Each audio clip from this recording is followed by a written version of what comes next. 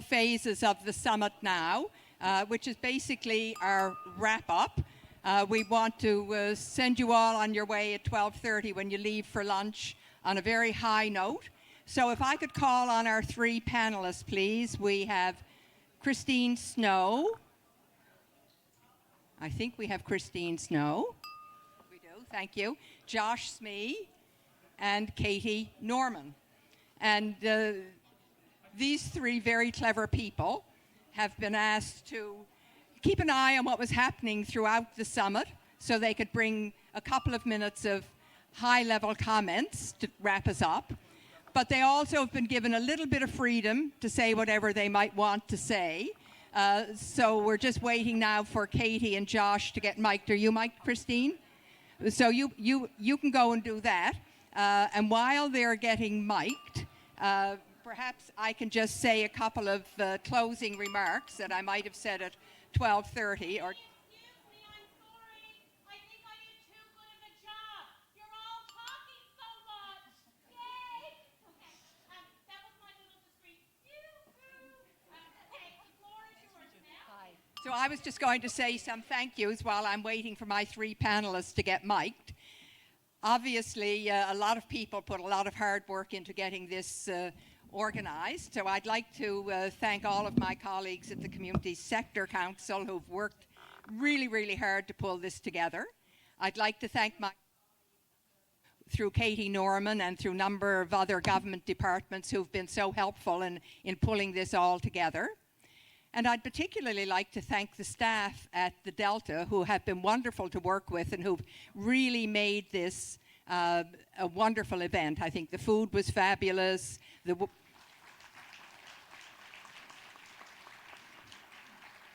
Their ability to break up the rooms, change the layouts, get us all moving in and out without us ever having to lose any time at all has been just spectacular.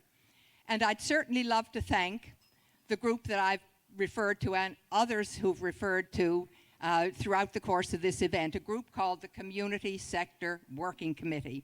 And this group was a bunch of people who've been working in our sector for many years, either as volunteers or as leading staff members. And they are people who've really been doing a spectacular job of building our sector, moving our sector forward. And they've really worked diligently to get us to the point where we are now with this moving forward document. And they will continue to play a role with us as we move forward. And over the next few months, I'm hoping that we'll find a way to include many more people in that moving forward, in that building process. So we'll be at CSC setting up a number of different committees, and I'm going to spend a couple of minutes talking about that after my panel has spoken, if I ever get my panel up here on the stage. So, Josh, if I could get you up, and Katie, and we're just waiting for Christine now.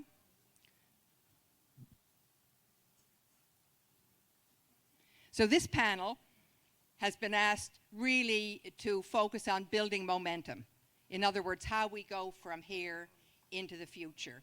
What are some of the key things we really need to focus on, how we can focus on it together, and how we can, I guess in many ways, keep in touch and keep building our networks, either provincially or in each of our regions. So I'm just going to briefly introduce the panel, and just to advise you, I'm going to have you start first, Josh, then I'll have Christine, then I'll have you, Katie. So I've asked them each just to speak for 2 or 3 minutes, and then maybe we can have a little bit of interaction, and if there are any questions or discussions from the floor, we can do that. But we do need to wrap you up by 12:20 because lunch is 12:30, and I know many of you need to get on the road. So Josh, if I could start with you. Sure. Hi, folks. So I know many of you. I'm Josh Smee. I'm the Provincial Expansion Coordinator over at Choices for Youth. We're a youth serving agency here in St. John's. I know lots of you through other work in the community sector. I've been involved in a bunch of other organizations. And it's been really interesting to spend these couple of days floating around a little bit and dipping my head into these conversations, seeing where we might go. I think I'm going to stick with some fairly kind of high-level long-term things. And to me, what stood out over these last couple of days, there was sort of one explicit thing and two implicit things. And the explicit thing that I've been hearing a lot about in all of our conversations is the growing fuzziness of boundaries around what we would consider our sector, right? We've had a lot of conversations about partnership building with the private sector, with our government partners, what that looks like. I think we're having a lot of conversations about the HR needs of our sector and how much we are now needing to pull people in who we might never have thought of pulling in before in terms of skill sets and capabilities. And from my perspective, broadly speaking, I think this is a good thing, but there's also the flip side of this fuzziness that we're all going to be working in the future is uncertainty, right? We're not always going to know who's going to take the lead on this thing that we think needs to happen. Is this something where it's government stepping out in front? Do we need to be the ones driving that process? And I think one of the things we have to recognize in a good way is this is often going to be kind of idiosyncratic, right? That process, whatever it might be, might look really different in Marystown than it would in Labrador City. And the person leading it or the organization leading it might be really different. And I think one of the things we should think about as we think about our relationship, I think particularly with government, is how to make sure to preserve that flexibility, to avoid the temptation to over-standardize the work that we're doing so that it does look the same across regions. And so that's one takeaway that I've had that was really explicit from all these conversations. I think the couple of things that were running under the surface that I really want us to think about in the long term in terms of redefining our work, one of them is reconciliation with Indigenous people. So it's been in and out of a few conversations I've been in this week, a couple of days, but if we take really seriously the Truth and Reconciliation Commission recommendations and what they mean for us as a sector, as people who provide the social infrastructure in Newfoundland and Labrador in a major way, I think it's really going to define and redefine how we do our work.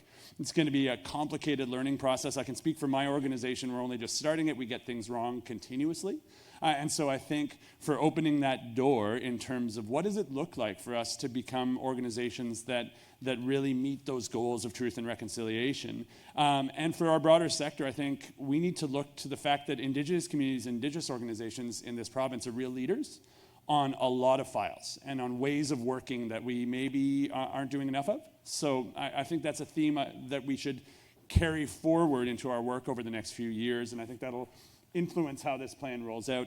And the last one I just wanted to touch on, and the last thing that hasn't get said out loud that much, but is again, at my lunchtime conversations kept coming up, was we're doing this work in the midst of a climate crisis that is going to be, the most profound social and economic change this province has ever seen. And I'll be working in the sector, I assume, for a while yet, another 20, 30 years maybe. And over that time, we're going to go through the most profound social and economic transformation that this province has ever seen, bigger than Confederation, bigger than the Cod moratorium.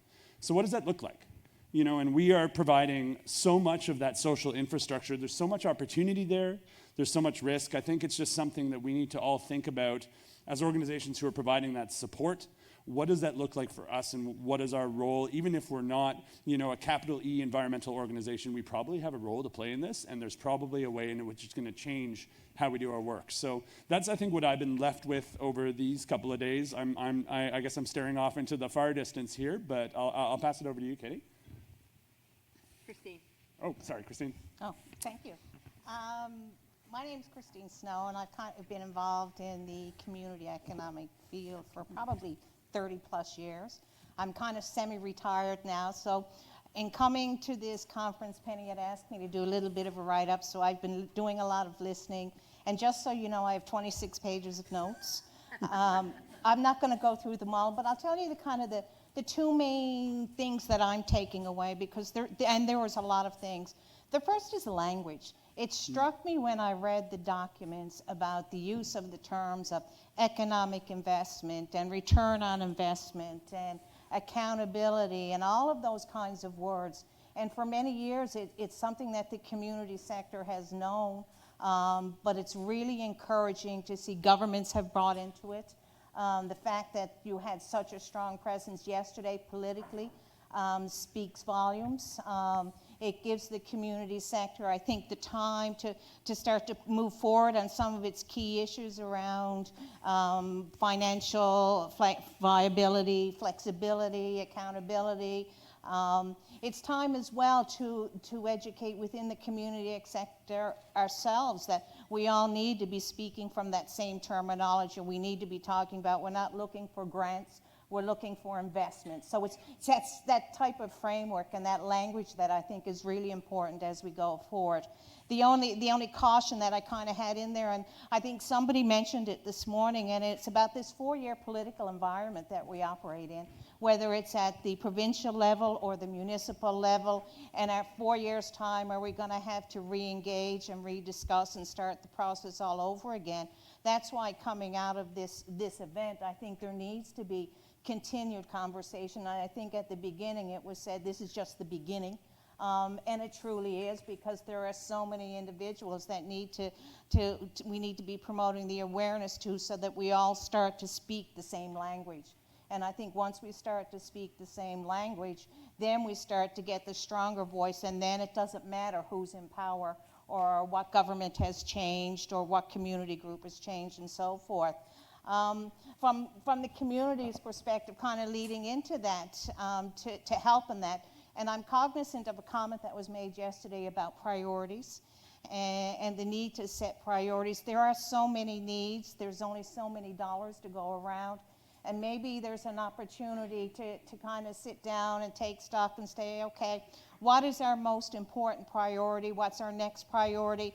Because by going through that process ourselves, then it makes it easier to have government's involvement, because they know you're all singing from the same page.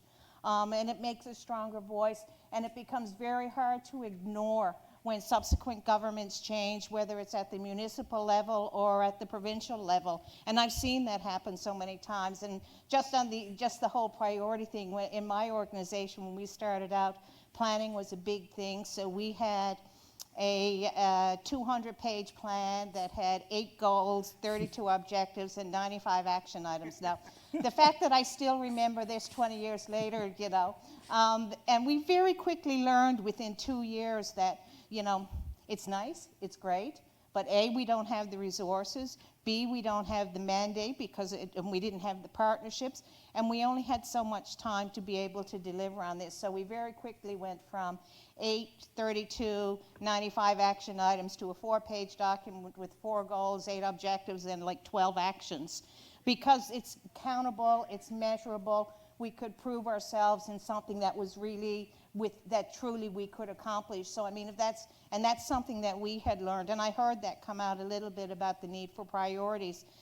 The second thing that really frightened me more than anything else was the comment from Sunday night, the changing patterns of giving and the impact of democratic change, of democratic involvement. I mean, we all know the dollars are getting tighter. Well, some of these other things that they talked about on Sunday night, they really scared me, because there's enough pressure on the community sector as it is, but now all of these other changes, they're coming.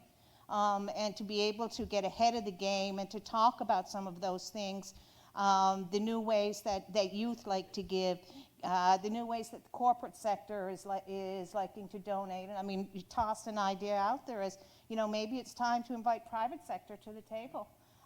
In a lot of cases, because they, and I'm reminded of what Colleen said this morning, and the response, in the past has always been, you're competing with me, so forth. But she has done it, it's taken time, and I think the major theme, the overriding theme, is that change takes time and patience, and I think that's probably where I'm going to leave it.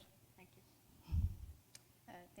Thanks very much, Christine, and good morning, everyone. My name is Katie Norman, and I'm the Assistant Deputy Minister for the Public Engagement and Planning Division with the provincial government. And yesterday, when I had the opportunity to introduce myself in the Q&A portion, I said, I have the privilege of serving in this capacity. And I really mean that, because our group has really had an opportunity over the last number of years to work with a number of sectors to try new ways of policy development. In fact, we've actually been, we've received calls from groups like the Government of Canada to say, how are you doing this? How are you actually bringing people to the table and making collective recommendations to Cabinet? Doesn't that impact, Cabinet confidence and the sense that things need to be secret before they're sent to the Premier and to ministers for consideration? And, you know, we've tested that, and I think now with multiple plans, we've proven that you can build trust, you can build capacity, and you can do it together. So I'm really excited from that perspective that we've proven this. And it's a new way of working.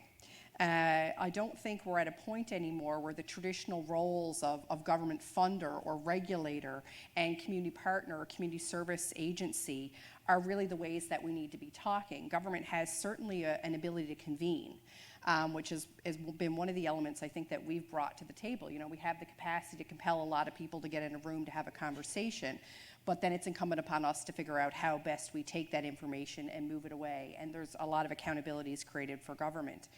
But when I think about this plan, you know, the hallmarks for me are that it's going to be jointly delivered. So we're having active conversations, not about what it is we're going to do, but how we're going to do it and when.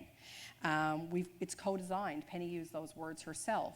And we have embedded experiential learning into the process. As a career public servant, you know, I spend a lot of my time, especially in the early years of my career, sitting in an office talking to other public servants. And that's not a bad thing, but that can't be the only way that we conduct our work. We need to take a look at our calendars and make sure we're spending time with new voices and expanding our reach. And I'm a champion for that with inside the public service, or at least I try to be. So it's not a us versus them, it needs to be together, and I think we've really seen that. I know this panel, Penny, is called Building Momentum, but I think it's really about sustaining momentum. And we had an opportunity to conduct province-wide consultations last fall that were really exciting and got us sort of, you know, at one point driving across the Trans-Labrador Highway in the middle of the night, which, you know, is a life experience if you haven't had the opportunity to do that. But what I will say is that there's a lot of people that want to be part of this conversation. And I'm walking away today saying, how do I make sure as many people as possible are involved in the implementation of this plan and in making it feel real and making it feel impactful? So we're going to be continuing that conversation today. Premier Ball has announced yesterday that he intends to launch public consultations related to the government initiative, the One Window multi-year funding initiative. And how do we improve upon that? How do we feed information in from the sector into the evaluation? So we're really excited to launch that hopefully later this afternoon. So you'll certainly be hearing more from us about that, and we want your input to shape it. But when you look through the work plan, I mean, collaboration, working together, those are the things that are required to properly implement each of these initiatives.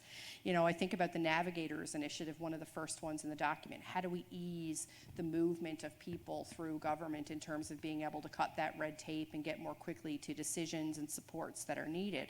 But there's a lot of conversation about navigation within the sector and how we can create better and stronger networks. So I think that concept really could even be expanded upon beyond what's in the document. So in that way, I want us all to think about this as a living initiative, not only something that's on paper, but how do we strengthen what's there? How do we take the new and emerging ideas and find ways to advance them through this direction? And finally, you know, today and the past 2 days have really been an opportunity to bring individuals together from across the province. There were over 9,000 people who viewed the live stream for Facebook yesterday on the session with the Premier and ministers. I mean, that's incredible. Maybe not for the full 4 hours, you know, that's quite a dedication, but even if they got a few moments, they're now aware that this happened. And one of the commitments that we've made is to bring this conversation out to communities throughout the province. So we're really looking forward to having regional workshops to talk about how we implement the plan. And we want to know how you want to be involved. So that would be my sort of ask of the group here today is give some consideration on how you want to help implement. We all want to be involved in shaping policy, but we also need to be involved in how we implement those things. So that's sort of my ask. And finally, you know, I think we really started off the conversation on a high point with Bruce McDonald's comments, and I know not everybody was able to be there on Sunday evening. But in a lot of the conversation, Bruce was talking about how Newfoundland and Labrador is leading the country because we're recognizing the economic and social contributions of the sector, very much, Christine, as you mentioned. And I think we really need to drive that agenda nationally. We are seen as leaders by somebody who's kind of looking in from the outside, and what a fabulous opportunity to capitalize upon and really use that to accelerate the initiative that we have here today. So it's been an absolute pleasure to be part of this. as we know, this is only the beginning, and we're really excited to keep on with this good, important work. So thank you. So thank you, all of you. I figured when I was thinking about setting up this final panel that what I needed was 3 wise people or 3 witnesses. And I think that we did a very good job because they've all pulled out very different themes and said it in brought to our attention things we may not have discussed, but which will lead us in new directions moving into the future. And I just want to come back to a couple of the specific points. Christine, you talked about bringing the private sector to the table. Well, if you think about the work plan, and I'm hoping now that you've been through these 2 days that you will actually take the time to go back and read that with fresh eyes, because I think you will start to see a lot of things in that work plan that perhaps when you read through it the first time you don't capture. But the 2 big objectives of this work plan is to increase the employment in the sector and to find creative ways of building partnerships across sectors. So those are 2 big objectives that we have signed on to together, that we all have some responsibility for, but which will come to your point. Katie, to some of the comments that you made, this really is about working together. And I've put up a slide here, which is just talking about some of the future directions that we will be moving in. The Premier mentioned yesterday that money had been set aside to make sure that this process could be continued throughout the next 2 or 3 years. So the Community Sector Council has received some of this support, and we'll be actually working rigorously now over the next couple of years to start addressing some of our labour market issues and looking at ways in which we can start tapping what many of us feel is the untapped potential. So there are several things that we're going to be launching immediately. We're going to be starting to do some more research around profiling the sector, getting a much better concept of how we can build and maintain our labour force, and that can be everything from attracting to keeping people hired to succession planning, also identifying some of the skill gaps we have. Then we're going to be moving forward, and in fact we've already started this initiative, and I suspect just about everybody in the room would have received an email notice or a newsletter notice of this, but we discover that even though we may communicate with 10,000 people, very often maybe only 100 people will actually get that email and read it. So that's why it's really important that we have all of your names and addresses, because you're the keeners now. But we are actually starting to develop an opportunity to support regional skills facilitators in several regions of the province.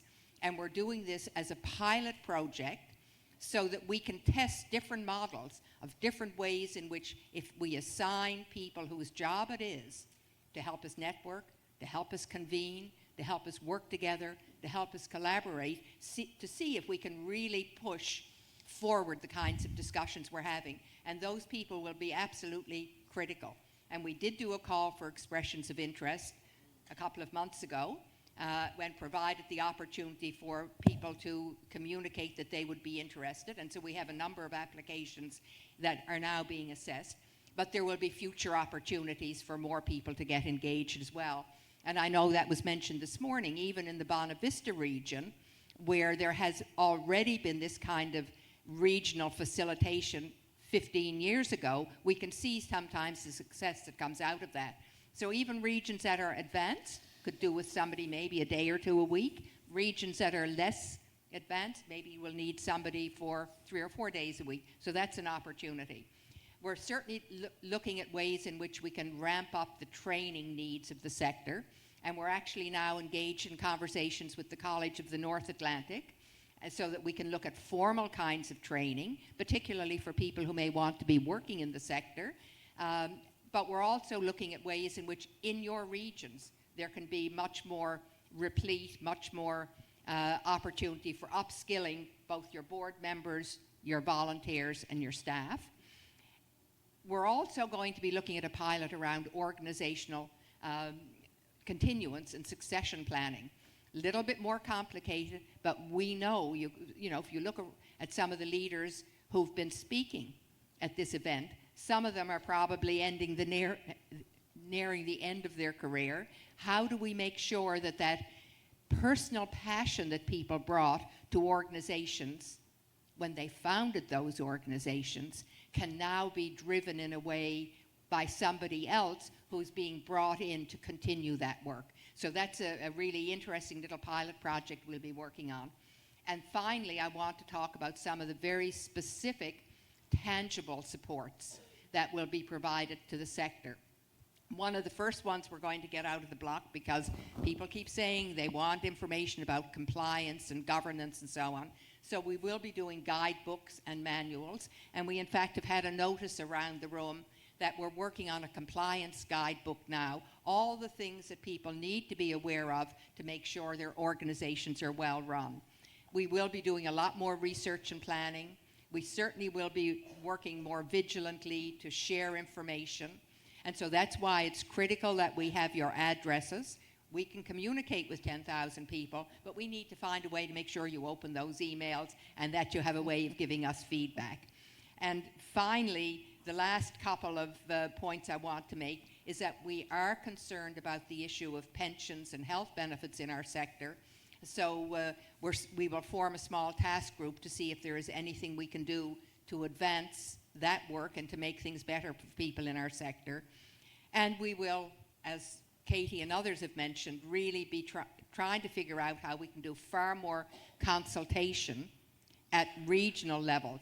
We did that successfully through the consultation period, but now we want to make sure that we can find a way to continue doing that. So we're pretty well out of time now, but I just want to see if there are one or two remarks anybody would like to make from the floor.